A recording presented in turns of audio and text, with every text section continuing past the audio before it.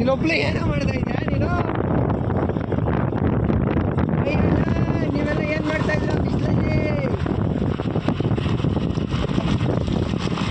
ಮರಗಳಿಗೆ ಏನಾದ್ರು ತಗ್ಲಾಕೊಂಡ್ರೆ ಬಚಾವ್ ಕಣ. ಇಲ್ಲ ಅಂದ್ರೆ ಅವ್ನು ಹೋಯ್ತಾನೆ ಕೆಳಗೆ ಒಂದೇ ಸಲಿ ಫುಲ್ ಡೌನ್ಗೆ. ಏನೈತೆ ಡೀಪು ಯಪ್ಪ. ಆ್ಯಕ್ಚುಲಿ ಅದು ಏನೋ ನದಿಗೆ ಹೋಗಿರೋದು.